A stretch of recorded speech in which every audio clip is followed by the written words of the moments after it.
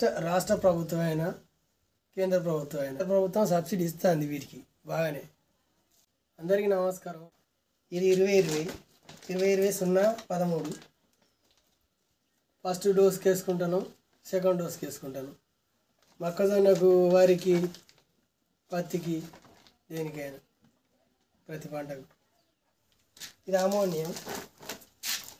ఇది రెండో దెబ్బగా మక్కకి వేస్తాం అంతే.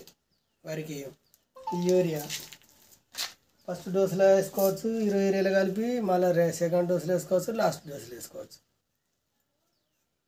3 సార్లు కలుపుకోవచ్చు. 1350 అయింది ఇప్పుడు. యూరియాకు 300. రాష్ట్ర ప్రభుత్వమైన కేంద్ర ప్రభుత్వం సబ్సిడీ ఇస్తుంది వీటికి బాగానే.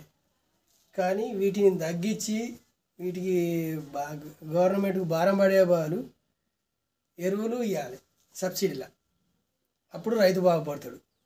గ్రామాలల్లో రాష్ట్ర ప్రభుత్వం, సెంట్రల్ గవర్నమెంట్ చెత్త సేకరిస్తుంది. దాన్ని తీసుకుపోయి డంపింగ్ యార్డ్లలో ఎరువు ఎత్తలేరు. మట్టినే తీసుకుపోయి ఎక్కడ పడితే అక్కడ పోసి అంటు పెడతారు, కాలుష్యం చేస్తారు. అట్లా కాకుండా ప్రతి గ్రామంలో, మా గ్రామంలో అయినా ఎక్కడైనా అది ఎరువు ఎత్తలేరు. ఒక 10 ట్రిప్పులు కావచ్చు మా గ్రామంలో. అట్టే కాల పెడతారు దాన్ని. తడి చెత్త, పొడి చెత్త చేత్తలేరు.